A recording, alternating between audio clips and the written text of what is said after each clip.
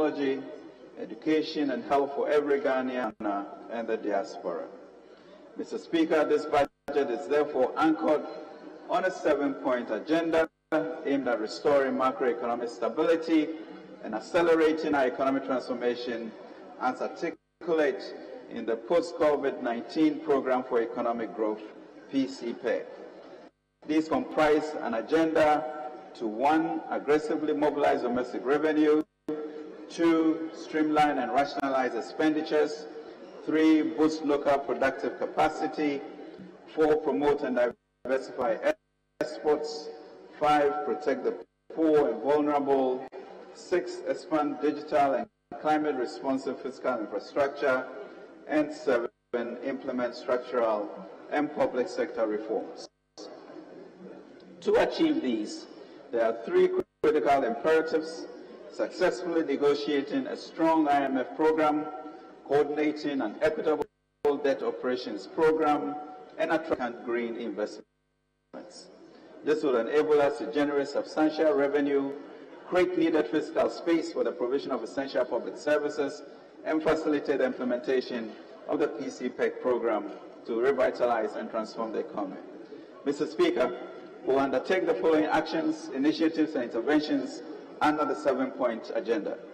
To aggressively mobilize domestic revenue will, among others, 1. Increase VAT rate by 2.5% to directly support our roads and digitalization agenda. Fast-track the implementation of the Unified Property Rate Platform Program in 2023 and review the E-Levy Act, and more specifically, reduce the headline rate from 1.5% to 1% of the transaction value, as well as the removal of the daily threshold.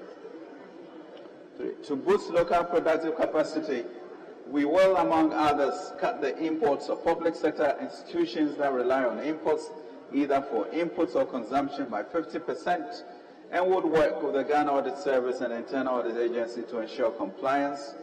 Support the aggressive production of strategic subsidies, including the list disclosed at the President's last address to the nation. Support large-scale agriculture and agribusiness interventions through the Development Bank of Ghana and ADB Bank. Introduce policies for the protection and incubation of newly formed domestic industries to allow them to make the goods produced here competitive for local consumption and also for. To promote exports will, among others, expand our productive capacity in the rail sector of the economy and actively encourage the consumption of locally produced rice, poultry, vegetable oil, and fruit juice, ceramic tiles, among others. To pursue efficiency in government expenditures will, among others, implement the government directives on expenditure measures, integrate procurement approval process with GIFMIS to ensure that projects approved are aligned with budget allocation, review key government programs to reflect relevance, promote efficiency, and ensure that value for money is achieved in all sectors, including OGM, and review the efficiency of statutory funds. To implement structural and public sector reforms will, among others, impose a debt limit,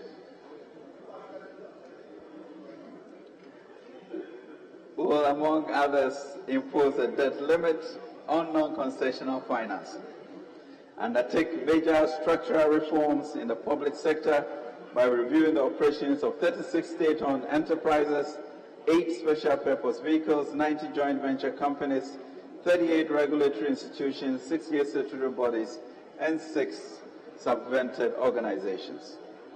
Enforce compliance with legal and regulatory framework on foreign exchange, initiate measures to overhaul the tax structure in the extractive industry, expand the gold purchase program by the Bank of Ghana to support foreign exchange reserve accumulation, promote an LBMA certified gold refinery in Ghana, and promote local currency stability. To safeguard social protection programs will, among others, expand social protection programs such as LEAP, school feeding, and NHIS for the vulnerable and excluded.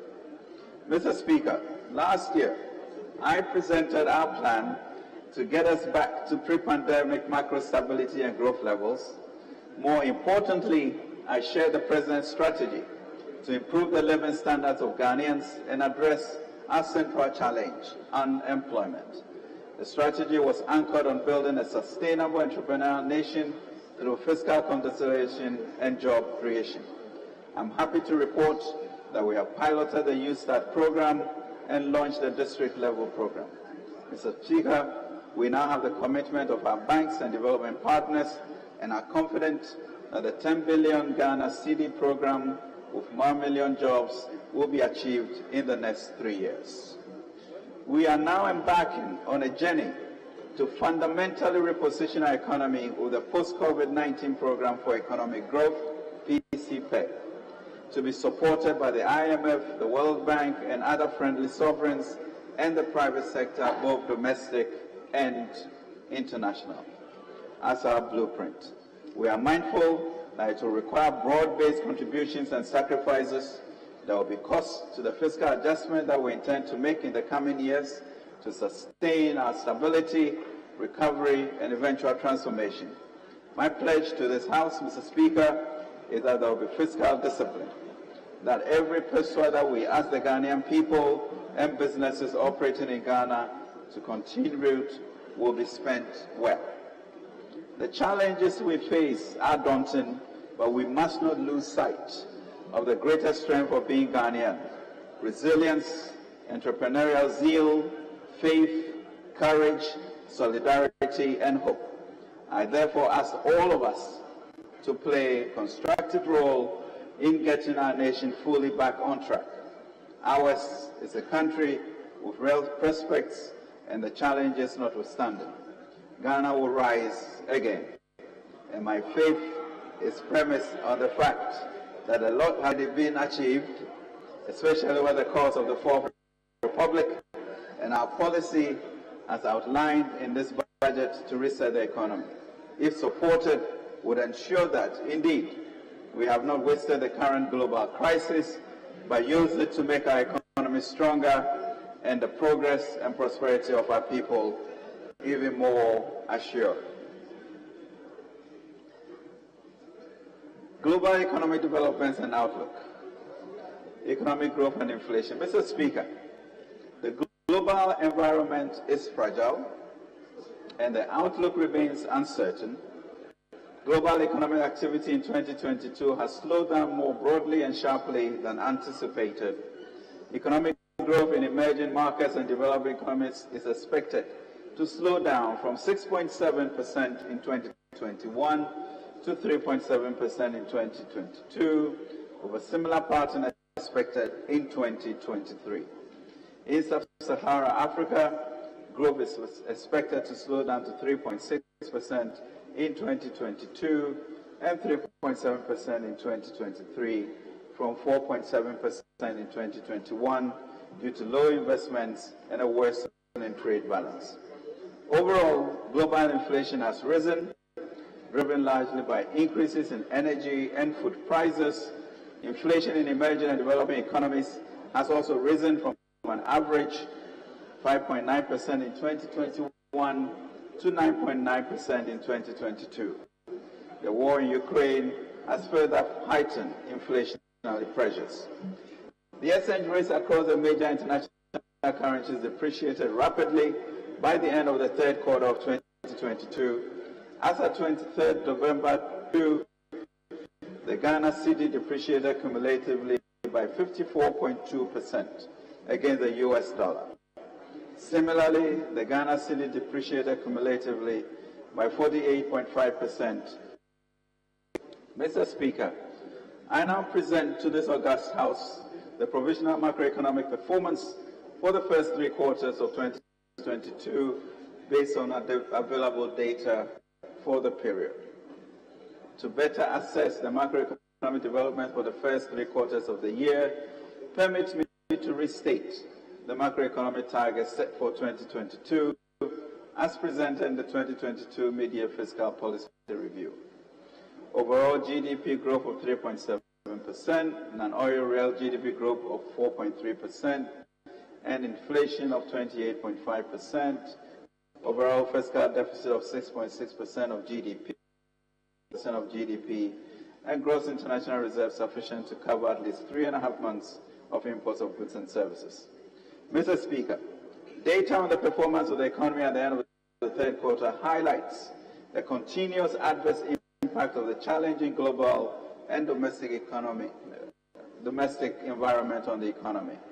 As I indicated earlier, these developments have manifested through rapid exchange rate depreciation, high inflation, unsustainable debt burden, fiscal stress, and external sector shocks, among others, despite the monetary and fiscal policy interventions that were deployed in the first 3 quarters of the year. Mr. Speaker, the economic performance for the first 3 quarters of the year is summarized as follows. Mr. Speaker, provisional GDP data from Ghana Statistical Service published in September 2022 indicate that overall real GDP for the first half of 2022 recorded an average year-on-year growth of 3.4% in quarter 1 2022 and 4.8% in quarter 2 2022 respectively. Non-oil 2% in the first and second quarters in 2022 respectively. The latest data indicates that headline inflation accelerated to 40.4% in October 2022 from 37.2% in September and 33.9% in August. The rise in October inflation was broad-based, driven by both food and non-food prices. The monetary policy rate has increased by 1,000 basis points from 14.5% to 24.5% since the beginning of the tools to anchor inflation expectations. Developments on the money market broadly showed rising interest rates across the yield curve. For example, the discount rate on the 91-day instrument has increased to 32.5% as at today from 12.5% in December 2021. The public debt to GDP ratio stood at 75.9% at the end of September 2022, up from 76.7% at the end of December 2021. Gross international reserves stood at $6.591 billion, equivalent to 2.9 months of import cover at the end of September 2022, from a stock position of $9.7 billion, equivalent to 4.3 months import cover at the end of December 2022. Fiscal developments. Mr. Speaker, the 2022 mid-year fiscal policy review revised the 2022 fiscal framework against the backdrop of unfavorable global and domestic developments. The fiscal deficit targets was revised to 6.6% of GDP, down from the 7.4% set in the 2022 budget.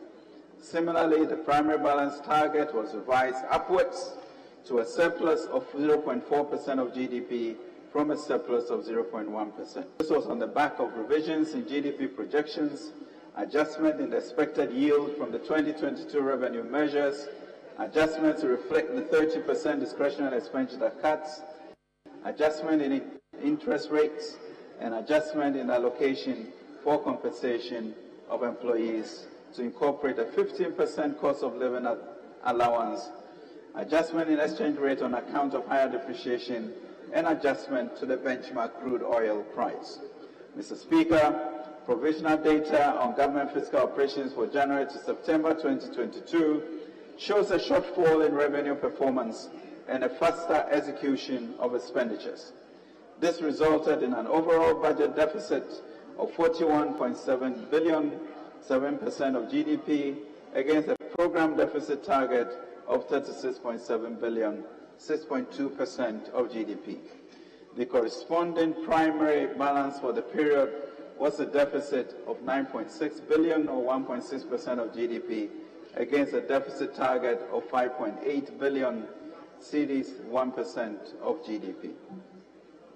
Mr. Speaker, total revenue and grants amounted to $65.4 billion, 11% of GDP, compared with a target of $67.3 billion, 11.4% of GDP, and the $49.1 billion, 10.7% of GDP recorded in the corresponding period in 2021. The outturn for total revenue and grants represents a shortfall of 2.8% compared to the period's target and year-on-year growth of 33.2%. The shortfall in revenue stems from the less robust performance recorded in all the revenue handles for the period. Mr. Speaker, domestic revenue for the period amounted to 64.6 billion, 10.9% of GDP, falling below the target of 66.5 billion, 11.2% of GDP by 2.9%. The outturn, however, represents a year-on-year growth of 34% and constituted 98.8% of revenue and grants. Mr. Speaker, total expenditure including arrears, clearance, and discrepancies for the period amounted to 109.4 billion, 18.5% of GDP, above the target of 103.9 billion, 17.6% of GDP by 5.2%.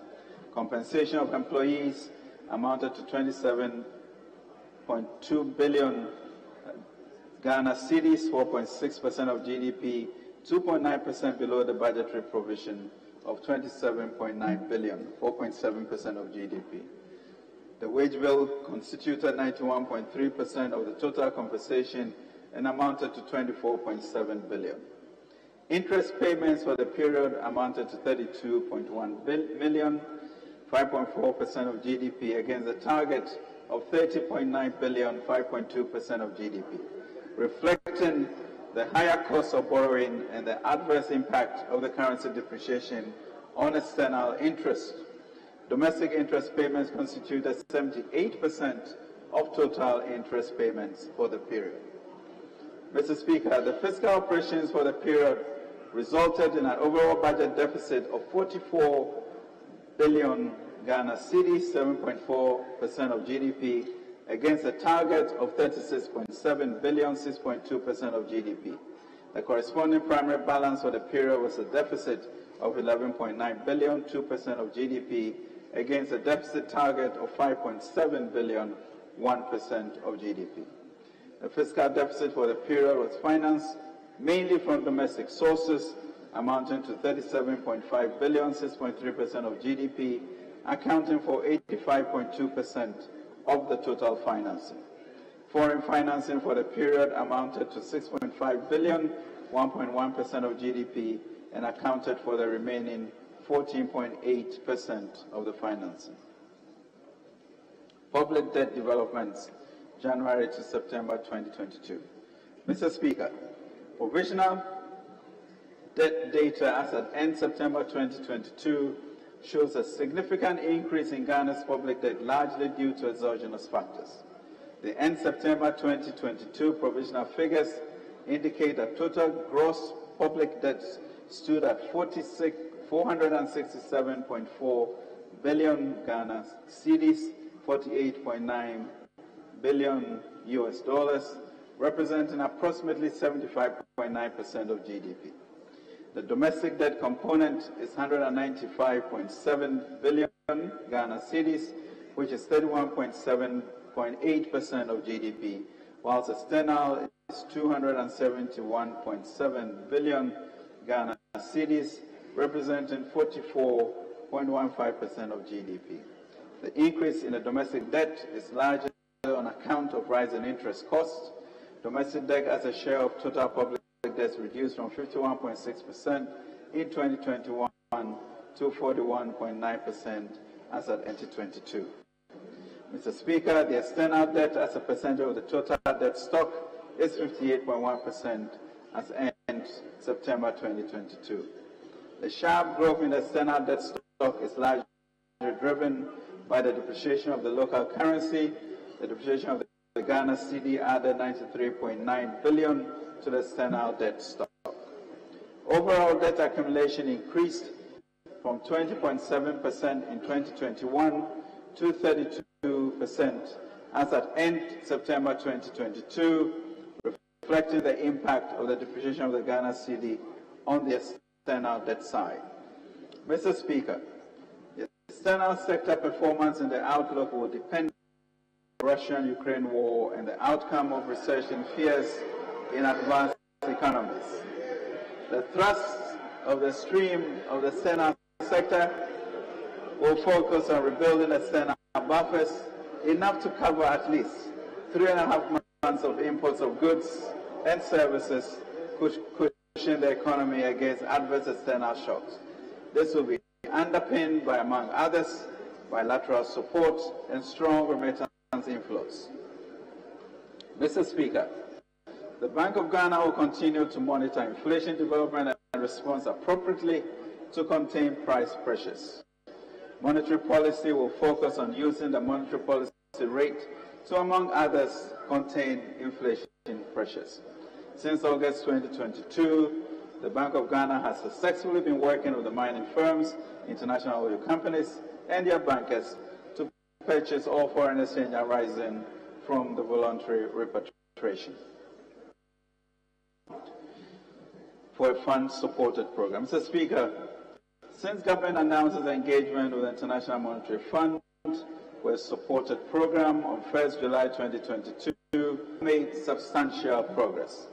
The fund assured government of its strong commitment and support in these difficult times.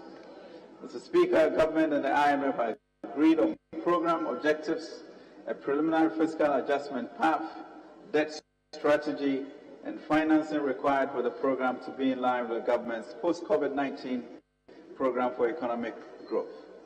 The PCPEC is government's blueprint to restore macro, sustain economic recovery, and support structural reforms.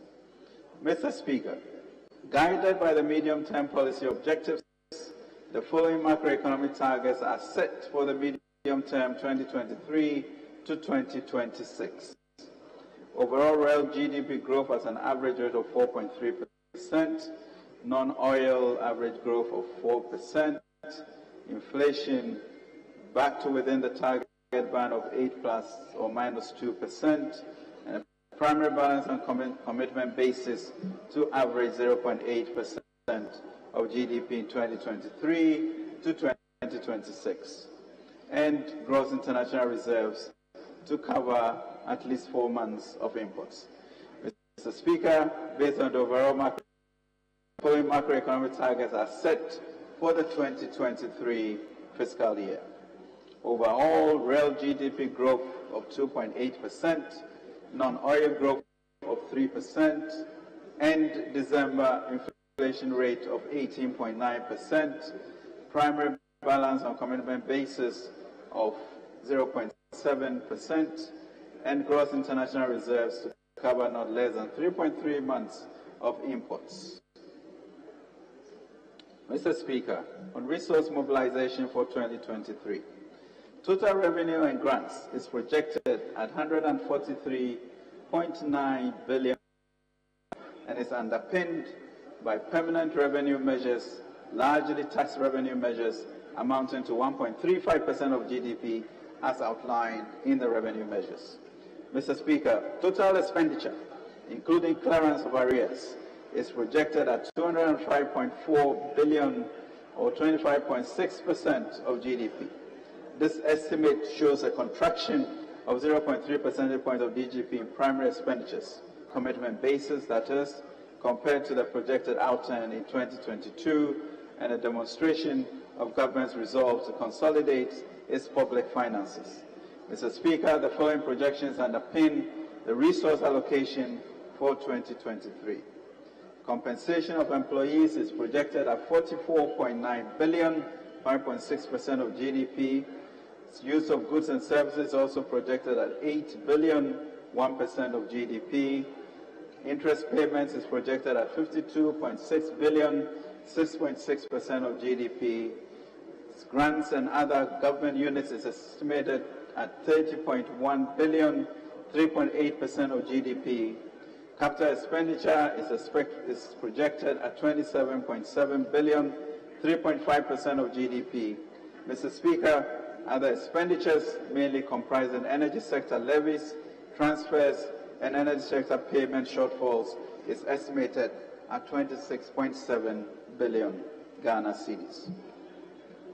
Mr. Speaker, based on the estimates for the total revenue and grants, and total expenditures, including arrears clearance, the overall budget balance to be financed is a fiscal deficit of 1.5 billion, equivalent to 7.7% of GDP. The corresponding primary balance, the deficit of 8.9 billion, equivalent to 1.1% of GDP. Mr. Speaker, I wish to notify you that budget items such as interest payments, amortization, and financing will be adjusted accordingly once government's debt management strategy and financing to be provided by international partners in the context of the fund-supported program have been finalized. Revenue measures. Mr. Speaker, government has consistently indicated its intention to improve the revenue collection effort by leveraging technology to enhance tax administration, identify and register taxable persons, and improve tax compliance.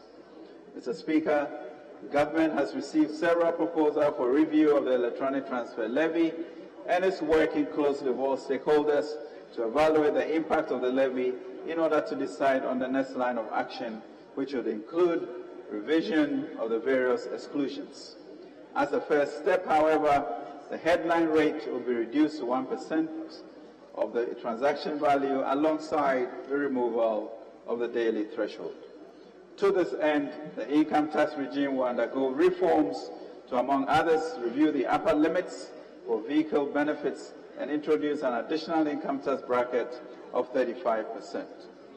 Mr. Speaker, on expenditure measures will also be pursued to support the fiscal consolidation process. In this regard, it is proposed that government will reduce the threshold on earmarked funds from the current 25% of tax revenue to 17.5% of tax revenue, migrate all earmarked funds onto the GIFMIS platform, and ensure they use the GIFMIS platform to process all their revenue and expenditure transactions, continue the 30% cut in the salaries of the President, Vice President, Ministers, Deputy Ministers, MMDCEs, and political office holders, including those of state-owned enterprises, whilst also ensuring efficiency at the OGM. Also want to place a cap on salary adjustment of SOEs to be lower than negotiated base pay increases on single spine salary structure for each year. Fiscal contingency planning. Mr. Speaker, given the uncertainties about the macroeconomic environment, government stands ready to deploy additional tools if fiscal outturns require further interventions. On the revenue side, some of the measures that we identified for the medium-term revenue strategy being designed by government and in the context of the fund program could be implemented early on. On the spending side, MDA's budget allocations for goods and services or domestic CAPEX will be strictly controlled by the quarterly budget allotment system. Mr. Speaker, the present economic challenges have heightened the need to transform our economy through a renewed focus on boosting local capacity for increased export promotion to expand job creation while protecting the vulnerable. Government is therefore taking active steps to address the impact of these economic shocks on Ghanaians through the 7-point agenda to restore macroeconomic stability and accelerate our economic transformation as articulated in the post-COVID-19 program for economic growth. Mr. Speaker, on developing local capacity for production, as I've already indicated, Ghana's heavy dependence on imports places tremendous pressures on the cedi, creating an unfavorable balance of payments position. On average, Ghana's imports bill exceeds $10 billion annually and is accounted for by a diverse range of items that include iron, steel, aluminium, sugar, rice, fish, poultry, palm, oil, cement, fertilizer, pharmaceuticals, fruit juices, and even toilet roll and toothpicks. We currently have the capacity as a country to locally produce items that account for about 45% of the value of our imports. These include rice, fish, sugar, poultry, cement, pharmaceuticals, jute bar, computers, etc. To this end, government will target these products for import for export promotion by supporting the private sector through partnerships with existing and prospective businesses to expand, rehabilitate, and establish manufacturing plants targeted at producing these selected items. Mr. Speaker, the Ghana Cares Obatampa program. Mr. Speaker, it has been 2 years since the launch of the Ghana Cares program to mitigate the severe impact of the COVID-19 pandemic on the economy. Significant achievement has been made with the implementation of agreed activities despite the current macroeconomic challenges. Mr. Speaker, the high food prices and pressures on the local currency validates the current focus of the Ghana Cares program to bolster productive and export capacity of the private sector. To this end, an economic enclave project will focus on providing support for the cultivation of up to 110,000 acres of land in the Greater Accra, Ashanti, Central, Savannah, and OT regions are being pursued. Mr. Speaker, this initiative, which seeks to expand our production and productivity in rice, tomato, maize, vegetables, and poultry, is being led and coordinated by the Millennium Development Authority, in collaboration with other government institutions such as the Ministries of Food and Agriculture, Energy, the Ghana Irrigation Development Authority, 48 Engineers Regiment of the Ghana Armed Forces under the Ministry of Defense, the National Entrepreneurial Innovation Program, and the National Service Secretariat and Ghana Enterprises Agency. Mr. Speaker, consistent with the private sector-led approach, the program will engage interested private sector actors to expand an agricultural production and processing in the Asuchare, Chopoli Economic Enclave area based on a partnership framework. The same approach will be adopted for the land secured in the Ashanti Central, Savannah, and OT region to reach the 110,000 acres. Mr. Speaker, we have also initiated discussions with the Graphic Communications Group Limited to explore the feasibility of producing paper locally using the byproducts of the cultivated rice in the economic enclave at Asuchare as raw material. Envisage that the imports of paper will be replaced and more jobs created.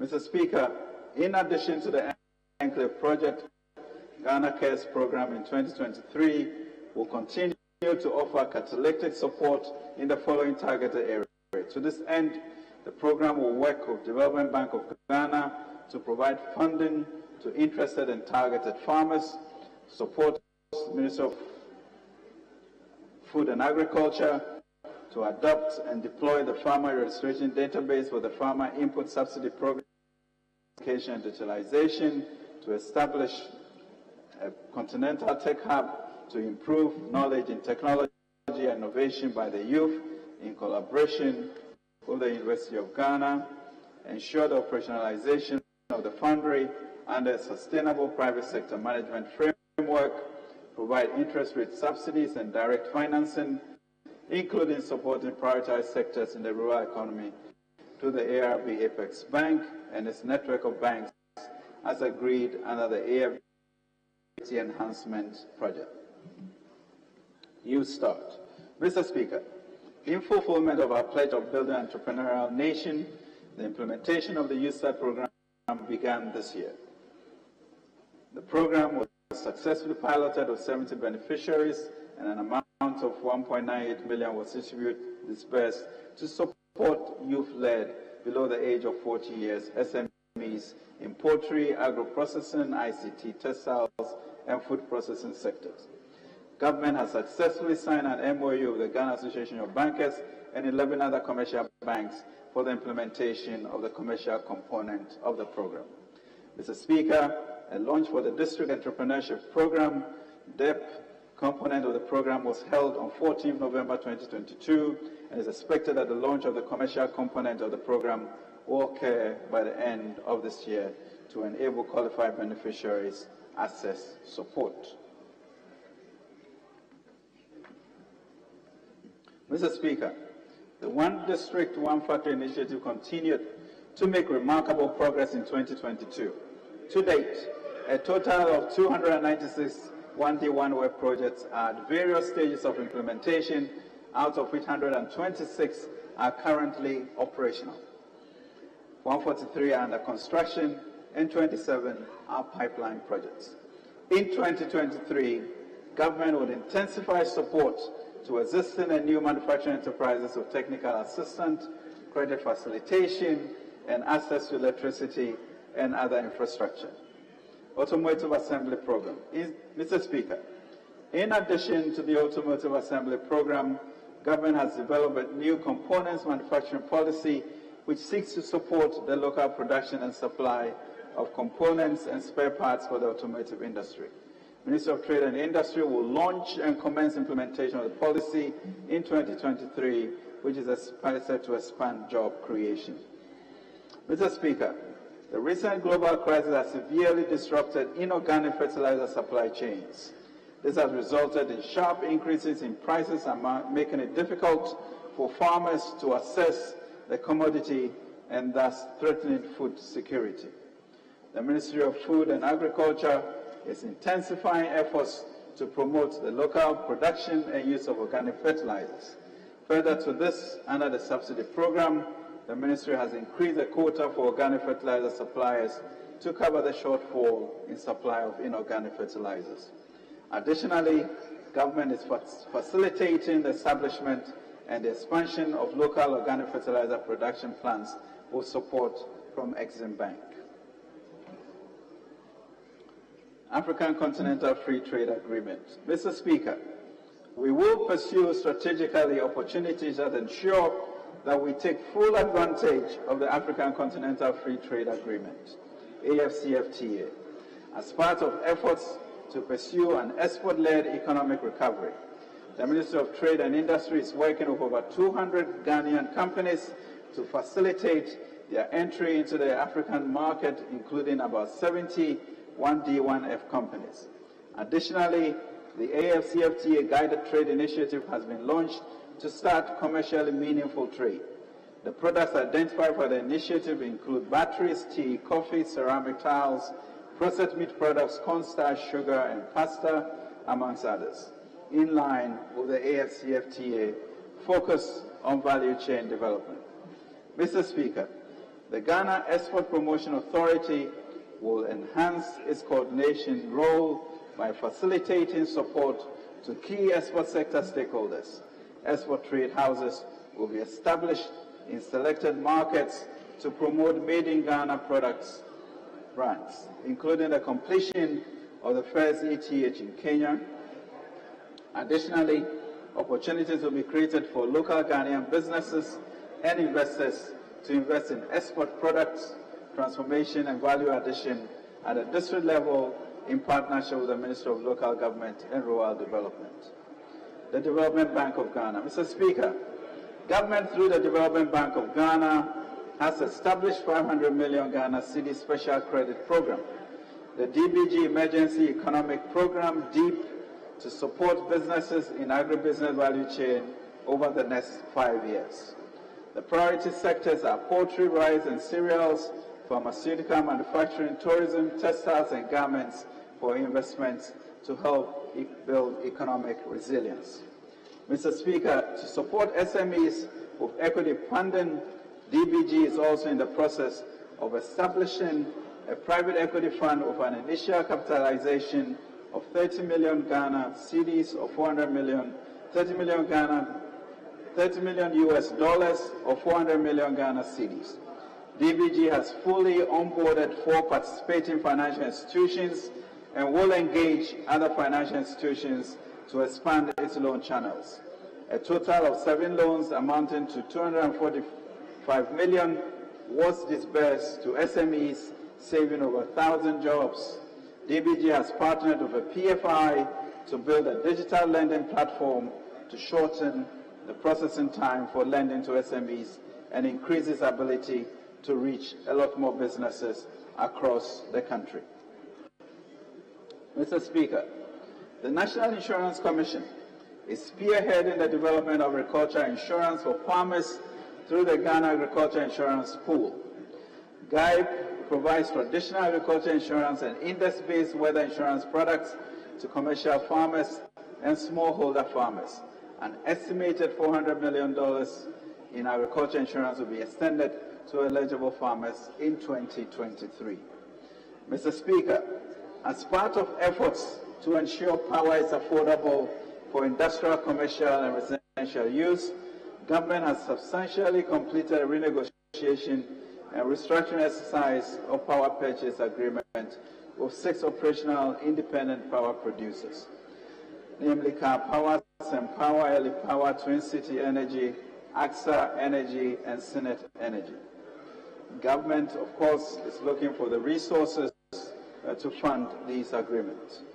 Government has also pursued cost-cutting and green initiatives, including conversion to a tolling model, refinancing of expensive debt, profiling of tariffs, and switching power plants from imported liquid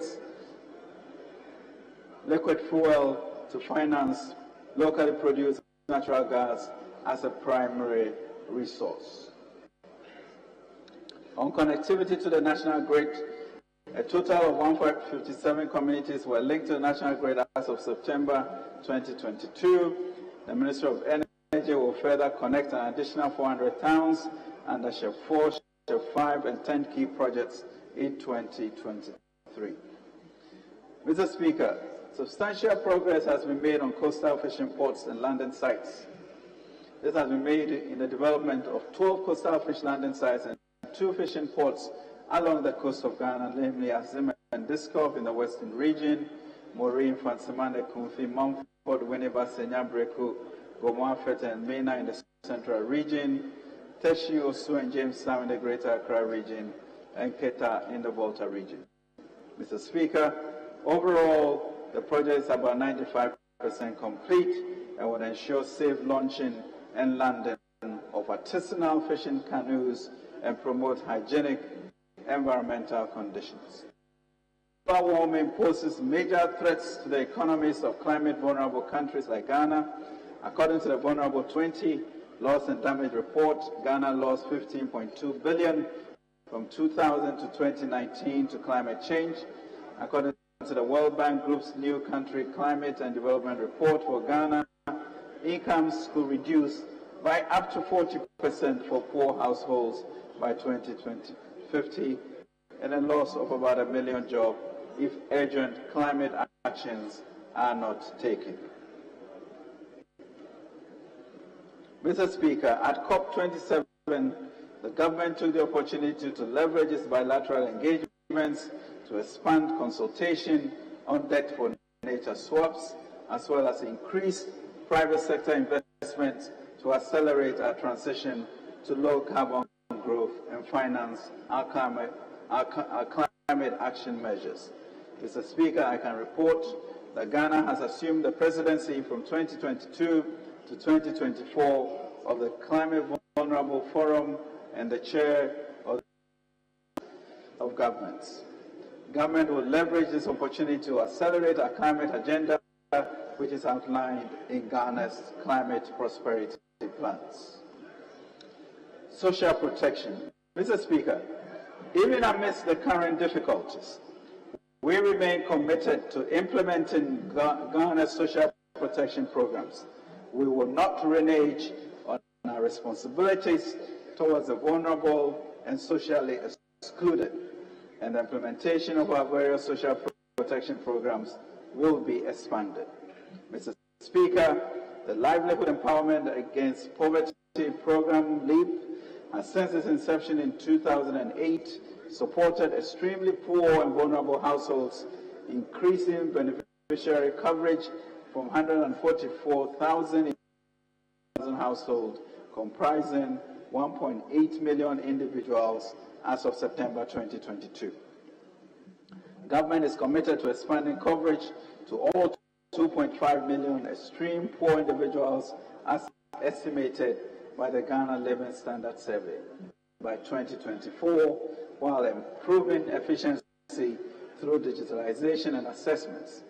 The government will, in 2023, increase the value of the LEAP grant from the average of 41.75 Ghana cedis per household to about 95.19 cedis bi-monthly.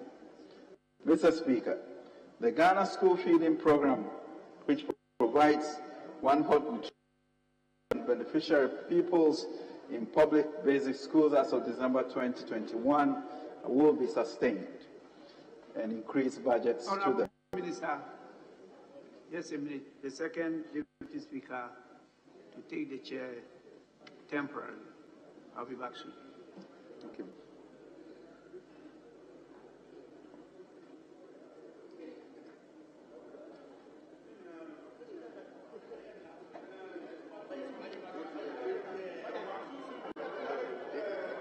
Every is yeah. Yes, Minister, let's go.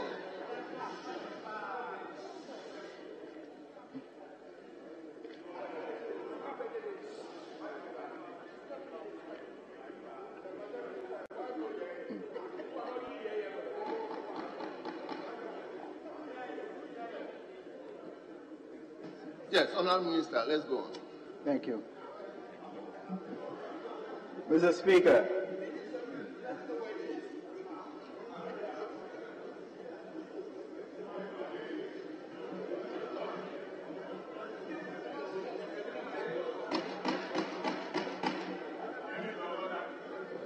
Honourable members.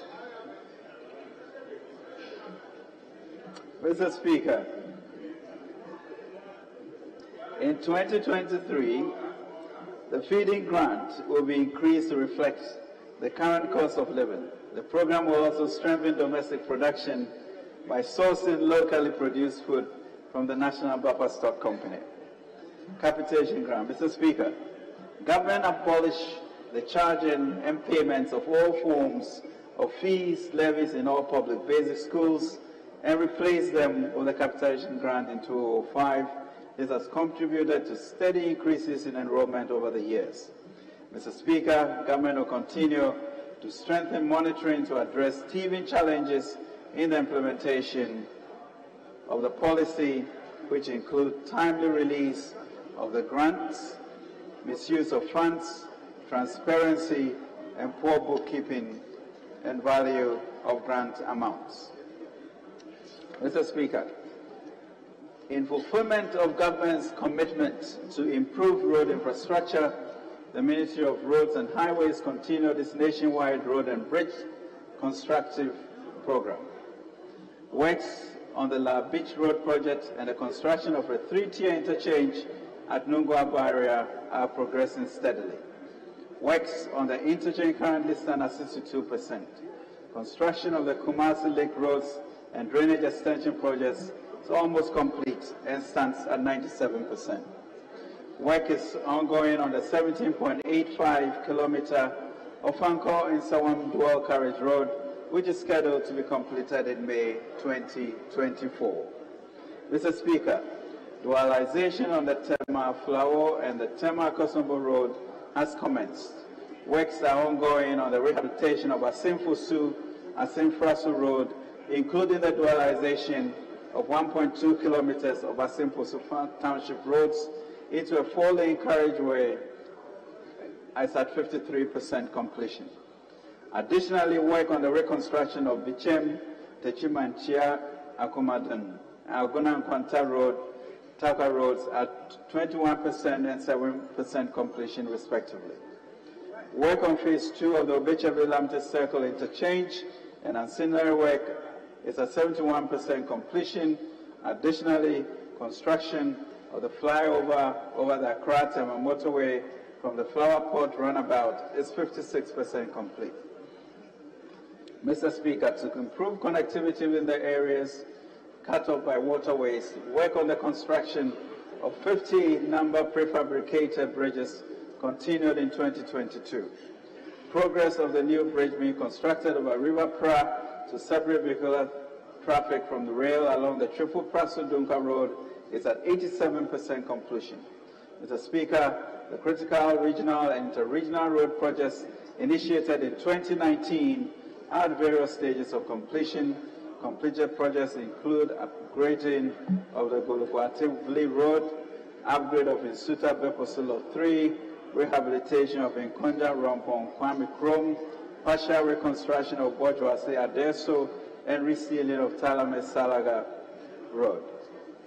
Progress on the following roads, among others, have achieved significant progress. Upgrades of Navrongo-Naga Road, upgrading of Wa-Bulenga-Yala Road, upgrading of Salaga, Ekumdepe, Pandai Road, Pandai in Kachina Road, rehabilitation of Atebubu, Kwame Danso roads, upgrading of Anyang Panta Obwasi Road, rehabilitation of New Abrim, Ofosokuma Road, upgrading of Sepiriaso Akontombra Road, upgrading of Akrodie, Sariaso Road, rehabilitation of selected roads in Greater Accra. Mr. Speaker, contract works under the Master Project Support Agreement of Sino Hydro Corporation Limited are stages of completion. Tamale Intergent Road, 100% complete. Western Region and Cape Coast Inner City Roads, 100% complete. Upgrading of selected feeder roads in Ashanti and Western Region, 100% complete. Construction of Hohoi, Jasikan, Dodi, Pepeso, 100% complete. PTC Runabout Intergent Project Takrade, 60%. Sunyani Inner City Road, 63%. Kumasi Inner City Roads, 10%. Mr. Speaker, in 2023, a number of pipeline projects which are at various stages of preparation will be pursued. This includes construction of Accra-Kumasi Road, Enyinam Bypass, construction of Accra-Kumasi Road, Konongo Bypass, construction of Adedome-Asikam Junction, and Asuchwere Avehimi, including 2 number interchanges at the Dufour, Adedome, and Asikomi Junction, Kaswa Cape Coast dualization of Secondary Adembra roads, Takrade Akona and Kwanta, Apemanim, construction of bridge over the Volta River at Bolivo, Buepe, Ape, and Daboya bridges, and also Echiamam from Bridge, and Dipe, Ituri, and Ankombra bridges. Mr. Speaker, government is pursuing the strategic decision to procure the 27.7 kilometers of the Accra-Tema motorway and extensions project through the Ghana Infrastructure Investment Fund. A PPP concession agreement backed by an appropriate toll arrangement will be presented to Parliament for approval to facilitate its execution. Provision has also been made in the 2023 and the medium-term budget for the equity and viability gap funding required by a GIF special purpose vehicle to enable the project to start in earnest in 2023. The project will be delivered in phases. Mr. Speaker, the iconic nature of the project is such that when completed, there will be 5 lanes each on both sides of the main Accra-Tema motorway stretch and 6 lanes each on the Tetekwashi-Apenkwa stretch of the road. The project will include the remodeling of Tetekwashi interchange, the reconstruction of the Apenkwa interchange, and the construction of new interchanges at the Fiesta Royal Crossroads and Neoplan area. Debt. The debt sustainability analysis based on the macroeconomic outlook has been conducted by the Ministry of Finance. It analyzes the country's capacity to finance its policy objectives and service its debts. It covers publicly guaranteed debt of central government and partial non-guaranteed debt of SOEs. The sustainability of our debt has been continuously affected by the negative on external debt, as well as the crystallization of significant contingent liabilities in recent years. The current debt sustainability analysis conducted reveals that Ghana is now considered to be in high risk of debt distress. Mr. Speaker, despite the heightened debt levels, government remains committed to ensuring that debt is brought to sustainable levels over the medium to long term. To this end, we will implement a debt exchange program to address the challenges identified in the portfolio, in collaboration with all relevant stakeholders, including the Ghanaian public, investor community, bilateral countries, and development partners. Furthermore, government will continue to strengthen its oversight of all SOEs, in particular financial and energy sectors. The reforms and discipline at the SOEs will reduce potential fiscal risk from incidents of contingent liabilities. Mr. Speaker, in line with our objective to restore debt sustainability, concessional loans will continue to be the preferred financing option for projects. We, however, recognize that there may be cases where non-concessional borrowing may be required to finance critical transformative projects. Such financing will be determined within limits that are consistent with our debt sustainability program. We inform this House at the mid-year fiscal policy review of projects. Accordingly, we will not publish any list of projects to be financed from external non-concessional loans in this budget, previously titled Appendix 10C. Implementation of the Cabinet directives on expenditure measures. Mr. Speaker, as a first step toward expenditure rationalization, government has approved the following directives, which takes effect from January 2023.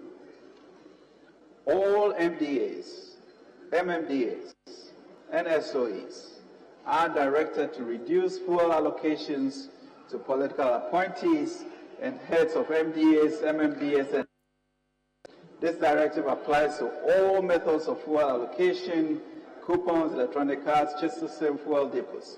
Accordingly, 50% of the previous year's budget allocation for fuel shall be earmarked for official businesses pertaining to these institutions. A ban, Mr. Speaker, on the use of V8s or V6s or its equivalent except for cross-country travel. All government vehicles will be registered with GV green number plates from January 2023. Mr. Speaker, limited budgetary allocations will be granted for the purchase of vehicles. For the avoidance of doubt, purchase of new vehicles shall be restricted to locally assembled vehicles. Only essential foreign travel across governments, including SOEs, shall be allowed. No official foreign travel shall be allowed for board members. Accordingly, all government institutions should submit a travel plan for the year 2023 by mid-December of all expected travels to the Chief of Staff. As far as possible, meetings and workshops should be done within the official environment or government facilities. Government-sponsored external training and staff development activities at the Office of the President, ministries, and SOEs must be put on hold for the 2023 financial year. Reduction of expenditure on appointments, including salary freezes, together with suspension of certain allowances like housing, utilities, and clothing. A freeze on new tax waivers for foreign companies and review of tax exemptions for free zone mining, oil and gas companies. A hiring freeze for civil and public servants. No new government agency shall be established in 2023. There shall be no hampers for 2022. There shall be no printing of diaries, notepads, calendars, and other promotional merchandise by MDAs, MMDAs, and SOEs for 2024. All non-critical projects must be suspended for 2023 financial year. Mr. Speaker, government cares deeply about our people and is very concerned about the current plight and the future of our country. The 2023 budget has been prepared with high expectations for the aspiration of Ghanaians and the brighter prospects of our economy to transition into other middle income within a decade. It reflects, Mr. Speaker, our determination and resolve to confront the current daunting economic challenges facing our nation head-on and reset the economy. In the immediate term, we will work towards securing an agreement with the International Monetary Fund, execute a debt exchange program, improve the management of foreign exchange, and support our local productive capacity for food security. We are confident that the measures outlined in the 2023 budget will redirect us on the path of macroeconomic and stability and growth. Mr. Speaker, the mission ahead is for the determined and not the pessimist. We acknowledge that our people have been severely impacted by the current economic challenges. As a responsive government, we have acted swiftly and boldly by developing the PCPEC and will work with local and international partners to implement it. Mr. Speaker, the 2023 budget will focus on government resolve to structurally transform the economy. We plan to aggressively mobilize domestic revenue, boost local productive capacity, promote a diversified and vibrant value-added export sector, streamline expenditures, protect the poor and vulnerable, expand the digital and fiscal infrastructure with climate awareness, and, Mr. Speaker, to implement structural and public sector reforms. We will continue, Mr. Speaker, to implement the implementation of key interventions like the Youth Start program, economic enclaves, 1D, 1F, technology hubs with the limited resources that we have complemented with the support from Development Bank of Ghana. Specifically on Youth Start, we intend to support 30,000 youth, and under the economic enclaves, we intend to develop 110,000 acres of land for rice, maize, soya bean, as well as poultry. Funding will be sought from the $500 million Development Bank of Ghana Fund and GOG sources. We'll also be aligning support from our development partners to boost growth in the real sector, focusing mainly on agriculture, entrepreneurship, and value addition. Mr. Speaker, as I have indicated, it has become even more urgent to mobilize domestic revenue, especially in times like this, when our access to the international capital markets is largely closed. We urgently need to restore debt sustainability, macroeconomic stability, and grow the economy. As a responsible government, we will take the hard, unpopular, but necessary decisions to build back better and emerge stronger. Mr. Speaker, the post-COVID, we identified the need to ramp up our domestic revenue mobilization efforts to match the performance of our peers and finance our development agenda. Last year, we started with the e-levy, which has not yielded the resources as expected, and have made appropriate modifications. Mr. Speaker, we know that we have to keep the lights on at the cost of $1 billion annually. We know that we have to keep the hospitals running and ensure that over 5.5 million Ghanaians on NHIS are properly catered for. We know that we need to keep our schools running and pay the over 300,000 teachers every month. We know that we need to keep our hospitals and pay the over 119,000 nurses every month, to keep the law courts open and ensure timely access to justice, and keep the local assemblies working to deliver essential social services to our people. Mr. Speaker. Honourable Minister, hold on. I will see the seat to the right honourable Speaker.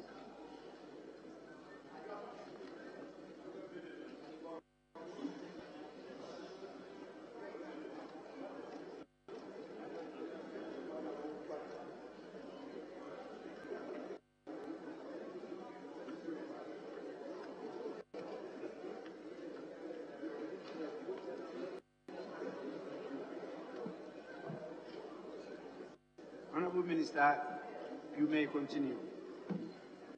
Thank you, Mr. Speaker.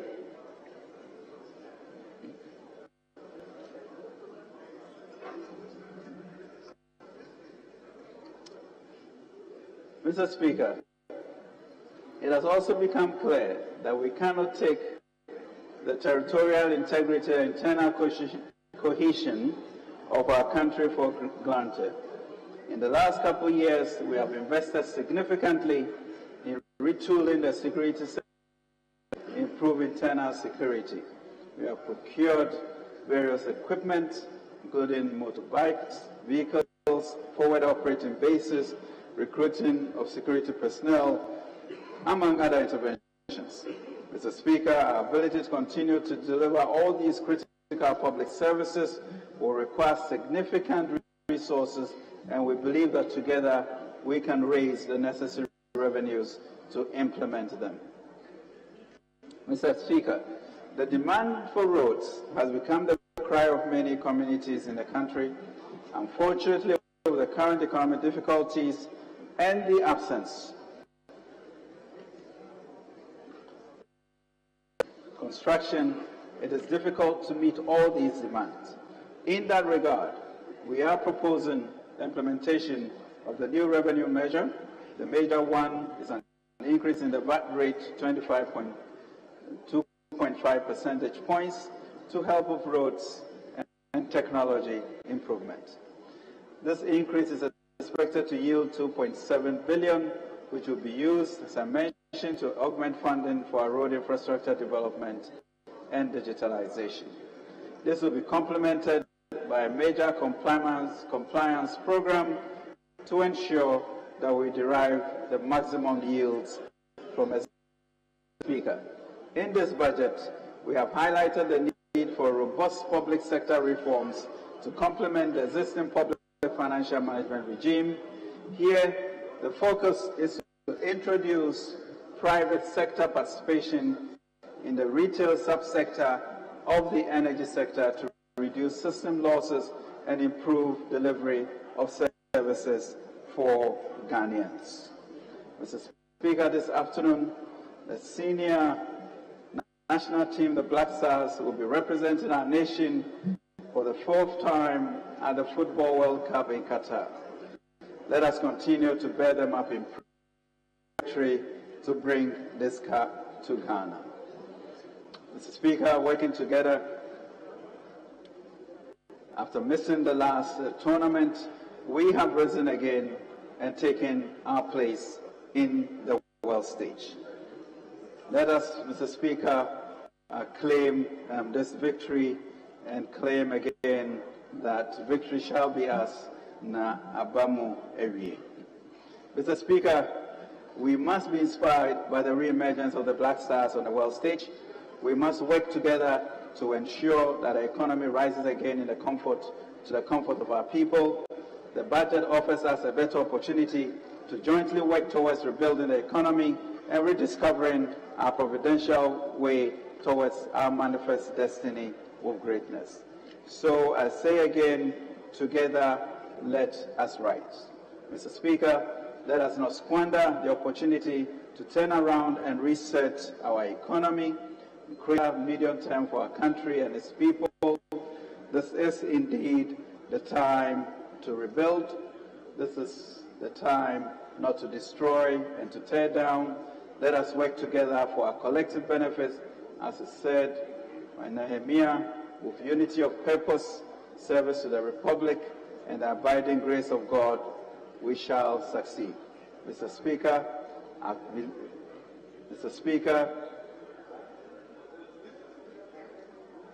we are a great people. Nofiano, Mr. Speaker, Bahi. Mr. Speaker, Nofiano, Bahi. Mr. Speaker, let us go forward, believing in the assurance of the psalmist that for the sake of the house of the Lord our God, I will seek your prosperity. Mr. Speaker, let me conclude, and I present to you the Inkabom, the unity budget. I beg to move, Mr. Speaker.